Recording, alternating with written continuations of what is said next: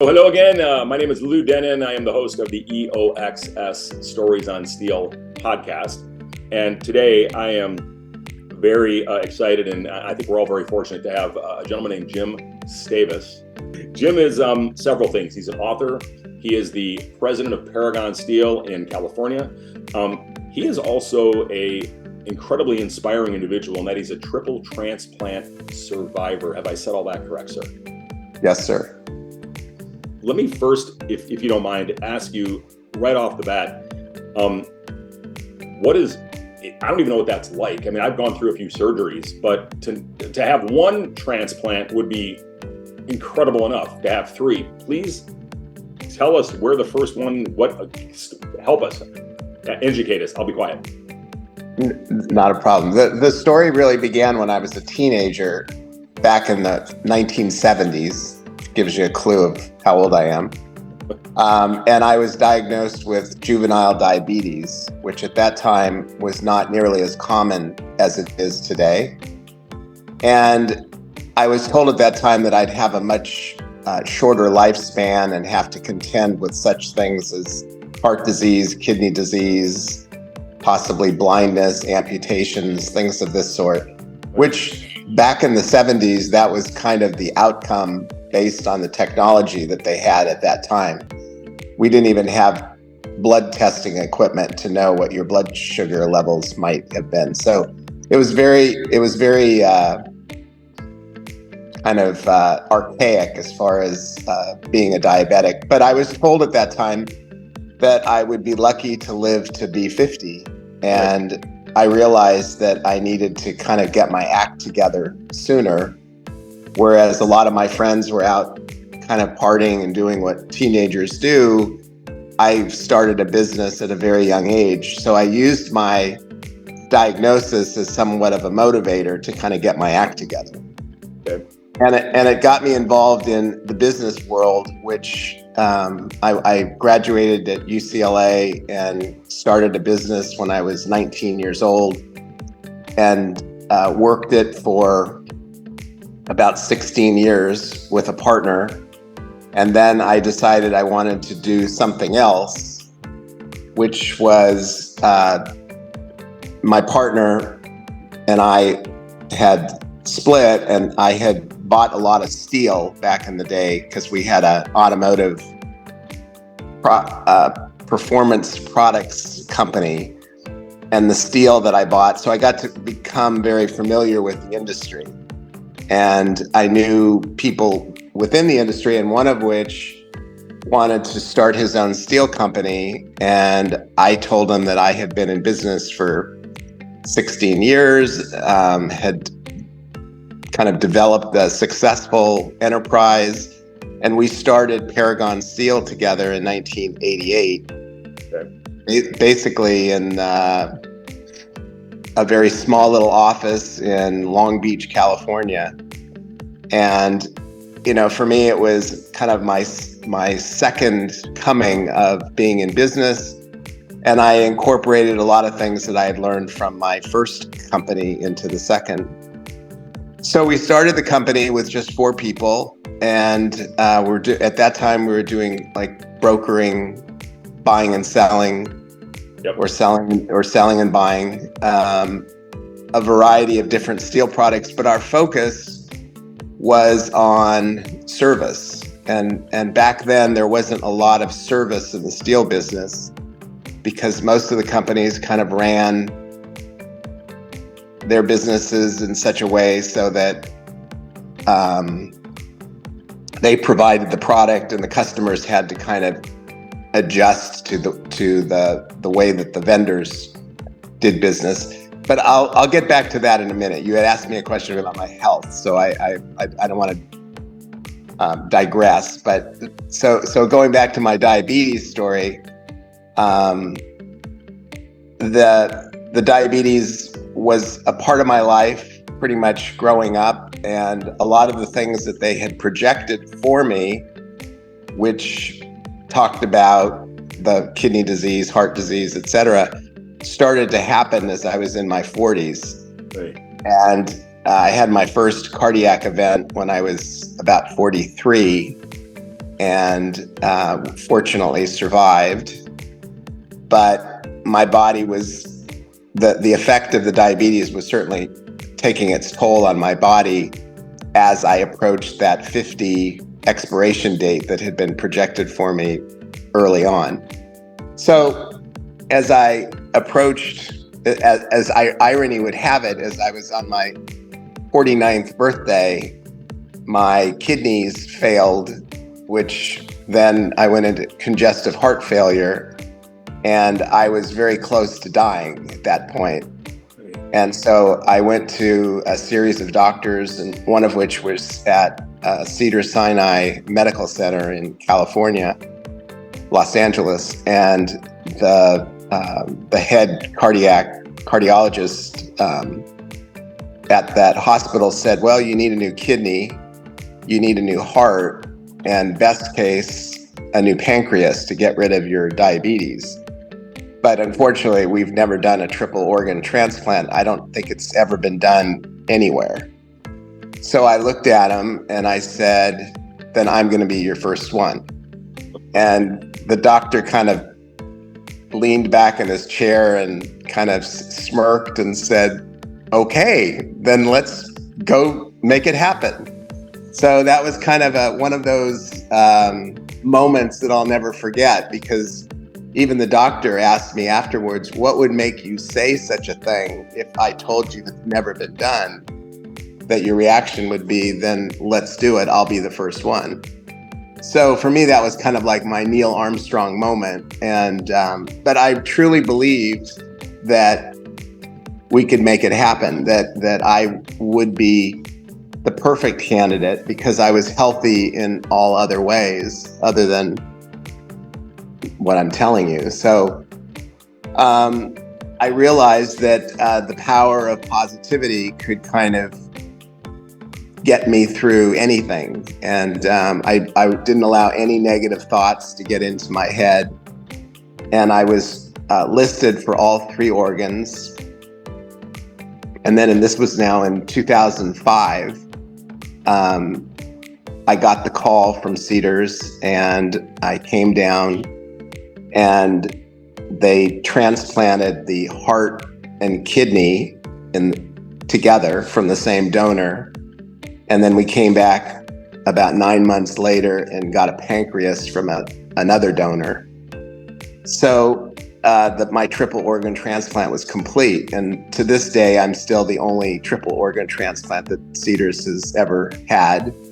It's been done in different places, but different sets of organs. But in any event, still everything is still working great. I'm still here. I'm 67, almost 68 years old. And it's kind of a miracle because when I was 50, I was nearly done. So as it relates to the steel business and my, fortunately, I had a partner when I was going through all this so that he could kind of fill the gap for me while I had to be absent.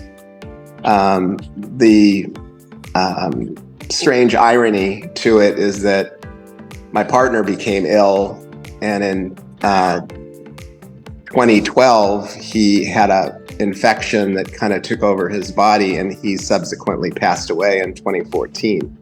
So here I was the sick one, and I ended up outliving him. So it's had a big effect on both me and the business. But I learned a lot of things in my own survival and also in his defeat, because there's a lot of things that go into having a successful outcome, or not. So and that was part of why I wrote the book, was because I kind of learned a lot of important lessons along the way that I kind of wanted to share with others in case they were in any kind of their own adversity or challenges that they were having a hard time with. But I think that was a very long-winded explanation, but I'll let you ask more since I spoke for a long time. Wow. I mean, let me. I'm trying to think of like the 18 things that I want to talk about. And you have ADHD, and you're a host. It kind of isn't easy. So let me first ask an interesting question that you said. Once the diagnosis happened, you realized you needed these 3 transplants. You said the power of positivity. I hope I said that right. Yes. You began to say to yourself, I need to be doing and thinking things in positive ways. Correct. Could you expand a little about that? Because it doesn't matter if I'm talking to my kids, my wife, me, my family, my friends, my coworkers, anybody, we've all got negative thoughts all the time. And I know that it goes to like your back pain and all sorts of other ailments, et cetera. And to me, it's almost like that helped you. And I want to know what, where, and how. Could you expand on that a little bit for us? Well, the word that kind of has encompassed my journey really has been the power of hope. Because if you don't have hope, you really don't have an ability to overcome anything. So that to me is kind of the secret to success. And to be hopeful versus hopeless is really kind of the defining point at which whether or not because it all starts from there. It starts from the belief system, and ultimately that affects your behavior and your attitude. But you have to have kind of a positive orientation, a way of looking at life and saying, why not me? How can I, kind of think correctly so that I'll have a positive outcome? And it's amazing how powerful that can be. And that, if you just have a positive view, and people would ask me, so, how do I deal with somebody who's negative? How do I deal, my spouse is a negative person. He always thinks that the worst is going to happen to him. How do I get him to change his way of thinking? Mm-hmm. Which is a fair question. I mean, I'm asked that. And I think that the answer is, first of all, you have to be kind of have gratitude for what you have. Think about what you have versus what you don't have. Okay. Secondly, I think you have to have kind of a way of looking at the world in such a way so that you're not focusing on the negative, you're focusing on the positive. So as you go through your day, think about the good things. Think about what you're lucky for, the freedom that you have, the air that you breathe, it starts small, and then you kind of build it up over time so that, hopefully you're going to look at things in more of a positive outlook. And you'd be surprised at how powerful that can be. The human mind and spirit is, it can accomplish endless things. It's amazing what you can do. And so I used that. I kind of built a 3-pillar model, if you will, which was you have to endure, which enduring is you have to get through whatever it is that's besetting you. So if it's pain, sorrow, heartache, whatever that is, you have to endure it. I mean, there's no way around it. It's not like, part of that is looking at yourself in the mirror and realizing that, it is what it is. If you've got a diagnosis, you have to deal with it. If you've been terminated from your job, you've been terminated from your job. So you have to kind of like face facts. That to me is like step 1. Okay. Step 2 is what I call the hope stage, which is finding a way through, which affects your attitude and your behavior and all that I had previously said. And that's kind of the ability to realize that you can have a positive outcome. You have to kind of look beyond the misery that you're currently dwelling in. Okay. And then the final stage really is the stage where you use, once you're through the adversity, once you've got over the heartache, then what? How are you going to hopefully take the adversity that you've overcome and use it to help others to overcome their adversity? How can you use it in a positive effect? You've reached the mountaintop, and now what? And so to me, that's almost the stage that I'm in right now, which is sharing my story with others and hopefully educating and inspiring them so that they can get through their own adversity. You mentioned something else that I find really, like, you mentioned your partner who Yes. all of a sudden got sick and unfortunately passed. And I'm curious, you had spent all this time building up these diagnoses, using your business, using your entrepreneurial skills, getting through it. And then here comes surgery. And now you've got to stay positive to get through that. And you get through it. And here comes, life keeps nailing us and life keeps hitting us. No matter what we do, it's going to keep hitting us, right?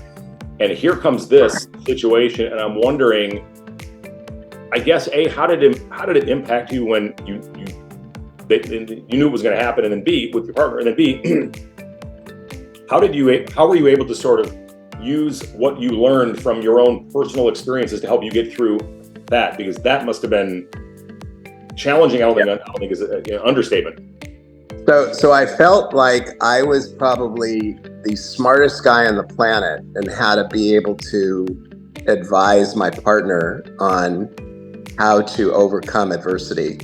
He and I were together for 25 years, and he watched what I had gone through, and I had all of the contacts with the hospitals and the doctors, and I had kind of found a process of how to go through this ordeal that I could advise him. But unfortunately, it's like I couldn't convince him. No matter how much I tried, he just was defeated. He didn't have the ability. His attitude was not what it needed to be. And unfortunately, he didn't go to the best doctors. He didn't go to the best hospitals. And no matter how much I tried to convey that to him, I just never really got the buy-in that was needed for him to survive. And, I kind of learned through that process, it's that belief system that you have to have that's central to whether or not you're going to get through it or not. And this was, as opposed to me, that I had health adversity my entire life, my partner never really had that kind of adversity. And so when it struck, he really didn't have the strong makeup to get through it. And that it's like getting through adversity is like a muscle. If you don't use it, you won't have it when you need it. And so in a way, my whole life I had been training for this event, not knowing that this event was going to occur. But when it did occur, I was kind of ready for it. So it's weird the way life works. How did you stay positive after he? And I'm not trying to dwell on it, honest, Jim. I'm just no. It's fine. After the poor guy passed, how did you keep, sort of, as my dad would say, keep the dauber up? How did you just? Nothing you could have done about him. You did the best you could, and you tried, and not everybody follow everybody's advice. But how did you sort of keep going in a positive manner after that? Well, and it's a great question, Lou. I had considered, because I had been in this business 25 years with him, I wasn't sure if I wanted to continue to be in business after he passed. That was really a big question for me, and it's, did I want to continue? But I also realized that I had employees that depended on me, and obviously I have a family that depends on me, and I just wasn't willing to go out based on an event which wasn't of my own making. So I didn't want his demise to determine my future. And so I used it a little bit as a rallying cry for the company, like, let's do it for him. Let's he became like the torch that we would carry as a legacy to him and to our business. And in some ways, it was a powerful motivator to get the company to succeed.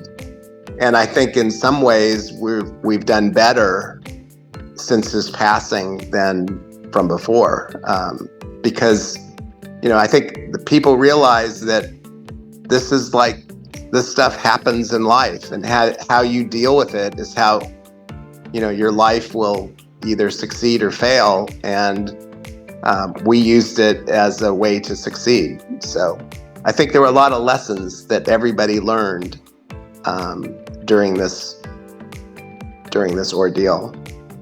Absolutely fascinating. I know you've written a book. You're an author. Yes. You wrote.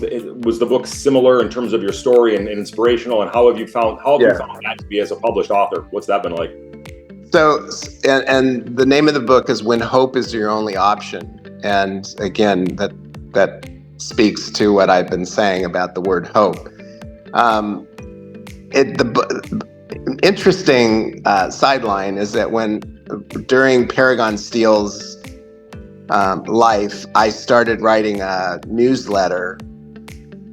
It's been almost 30 years now, and it was originally about steel articles and related to steel or business. And then after a while, I started injecting some personal anecdotes that were going on in my life, which included my medical odyssey. And I started writing about, my perspective on living and my perspective on what I was going through. And people started writing back to me. And it was really it like touched a chord in people, because people, everybody's going through their own stuff and they're trying to figure out how to get through it.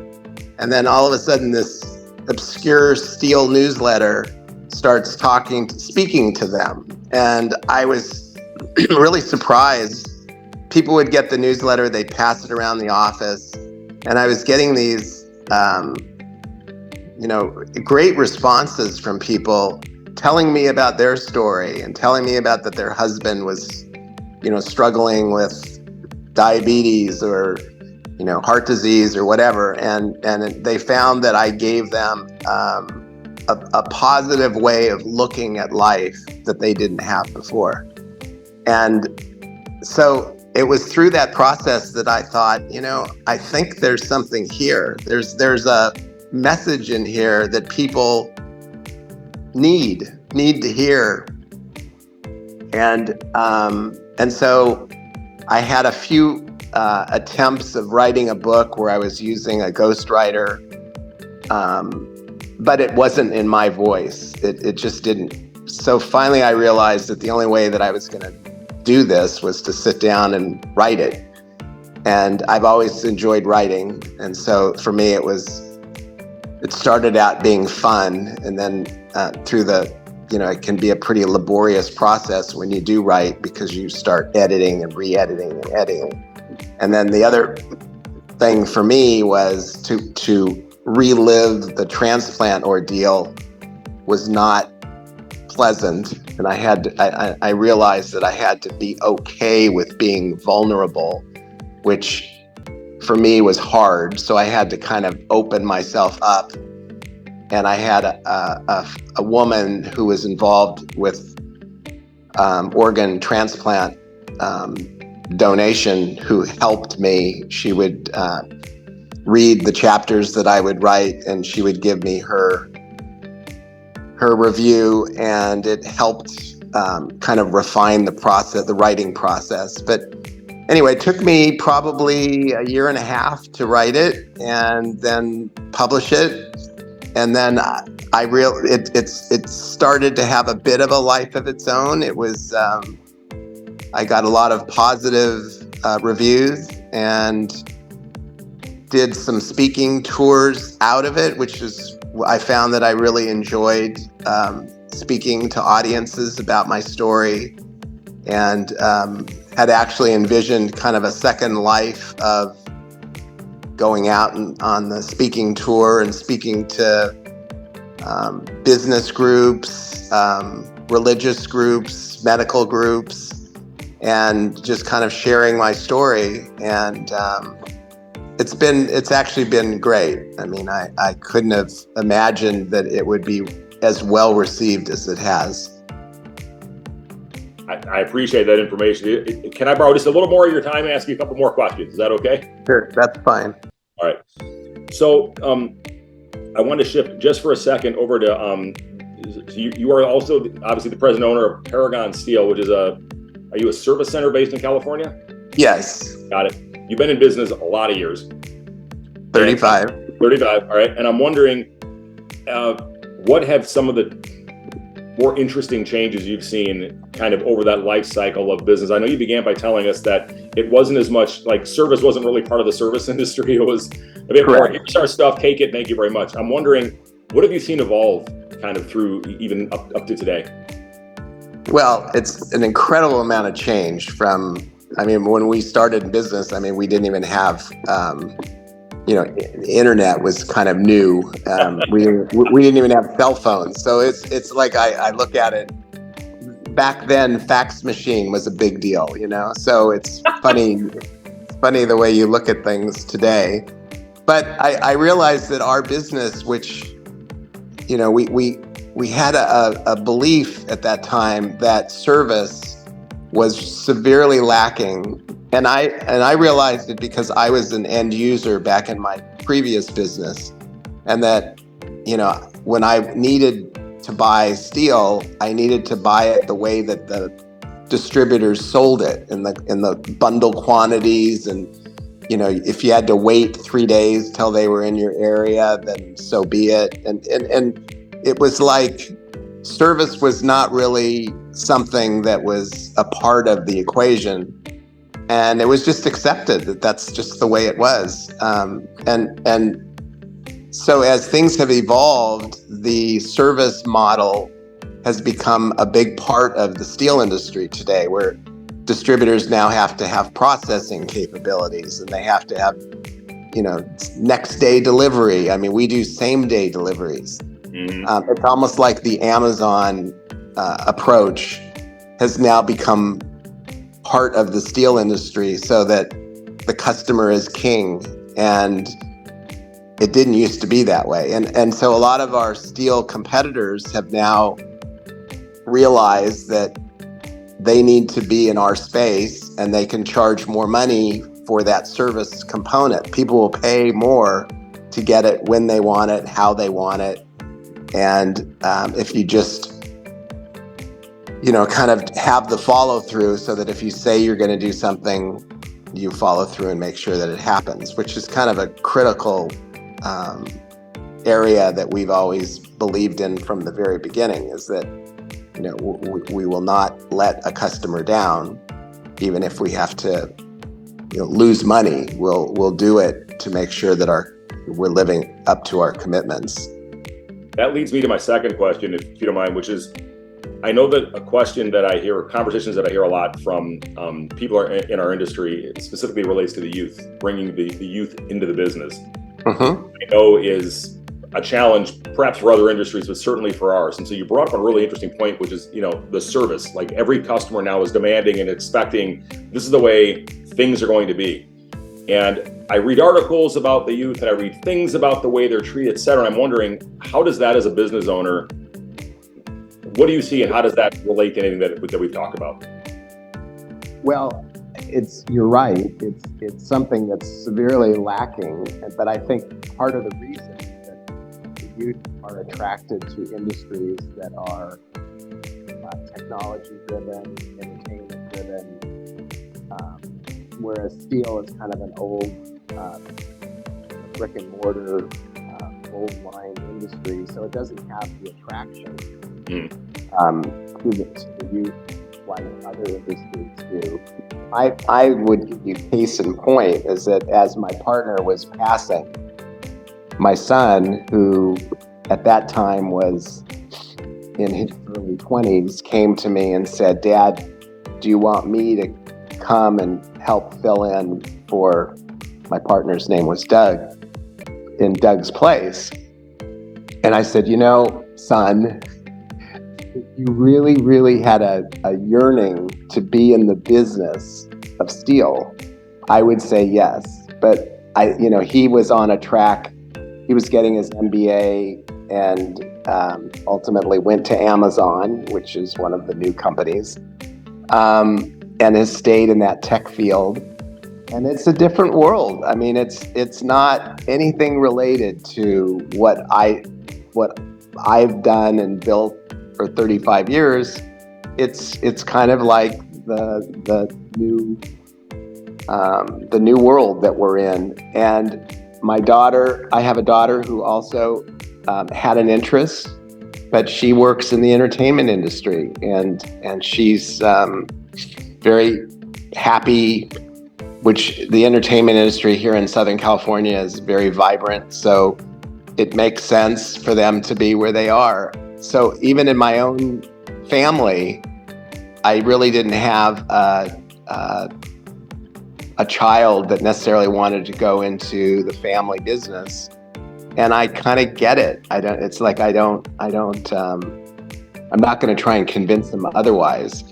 But to get to your original point, I think that there is a real lack of youth, and most of the people that you encounter in the steel business have been in the steel business and just never got out. And so from a compensation perspective, the steel industry can't pay people what technology can. The salaries that my kids make are more than I pay a lot of my salespeople. So I think that if the steel industry has any chance of attracting younger workforce, they'll have to increase the compensation levels, and that hopefully would be a byproduct of a company's success, meaning you have to be able to make enough money to pay these people what the competition requires.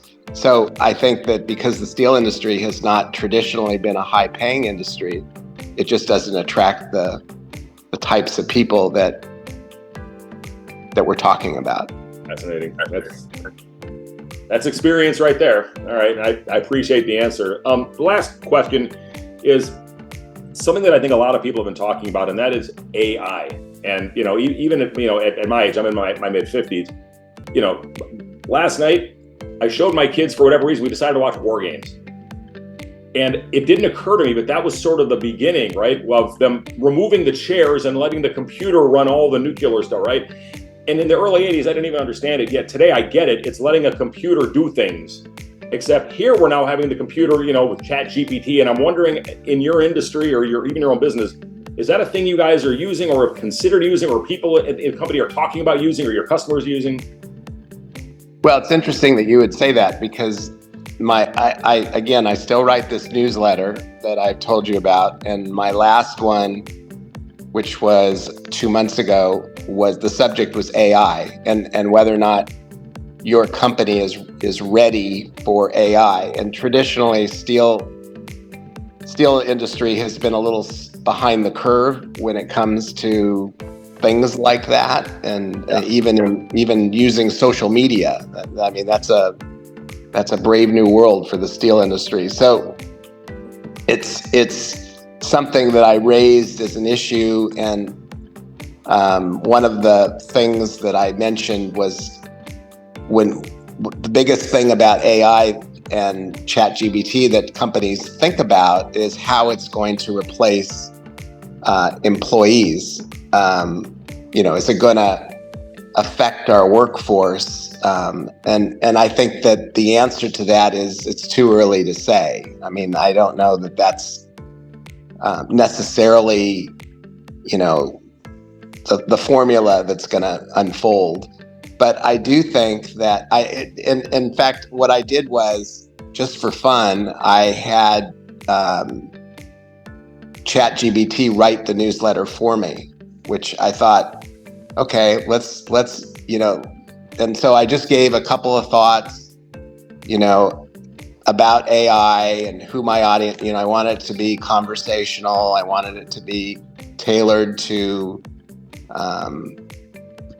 customers, prospects that, were kind of small business oriented. And it wrote within 30 seconds a newsletter that honestly, it just made my head spin, because here I would spend days writing these newsletters, and within moments it could basically pop it out. And so it was kind of a little example to myself, like, oh my God, this is an amazing new tool that people can use. And I, of course, the obvious thing to me is I can't imagine how it's going to reinvent a host of different industries, writing of scripts, doing artwork, music. I've heard music changes out there with stuff. You don't know if it's the artist or the AI artist. That's correct. It's crazy. I mean, my daughter, who works for a talent agency, and they wanted to show the agency the effect of AI. And so what they did was they took a popular song of an artist, a song that they recognized, and then they had the same song in like a dozen different languages, sang by the same artist. And so it showed them that, what could be done just with the push of a button. They could just translate the artist into speaking multiple languages, which, before you'd have to get the artist to redo it in Spanish or whatever. But now it's just the push of a button. So it's crazy. It really does show our age, because this is the brave new world that we're coming into. Sometimes I feel like a dinosaur. Absolutely, I do too. How could you not? So I'm glad I'm not alone. But I don't know if it's going to change anything. I don't know if the steel industry is so entrenched in the way that they do things. I don't know that it's going to have that measurable of an effect, but it'll be interesting to see. Amen. It will. Jim, we have taken up a lot of your time. It has been an absolutely fascinating, truly fascinating conversation, and incredibly inspiring. I will probably go back and rewatch this myself. I've learned a lot, and I told you, with my little ADHD mind, there's just so much I couldn't ask because my brain kept going in different directions. To be a triple transplant survivor and what you went through, and the fact that you stayed positive and that got you through it, ought to be something that anybody listening to this ought to pick up on and use it in their own life, because we're all going through stuff, maybe not quite that dramatic, but our own stuff, and we could take that. And thank you for sharing it. And I mean that. Thank you for sharing it. And people are going to get a lot out of this podcast, I believe. Well, I appreciate you having me on, Lew. Absolutely. Now I'm gonna do my little exit here, and then hold on. So let me just say goodbye, and then I'll stop the recording, so everybody gets to see that online. Thank you very much for being on this particular podcast. For anything else out there, if you want, email me, text me. If you'd like to be a guest on the show, let me know. And thank you very much to Jim Stavis for being on the show. Thank you, sir. You bet. Thank you.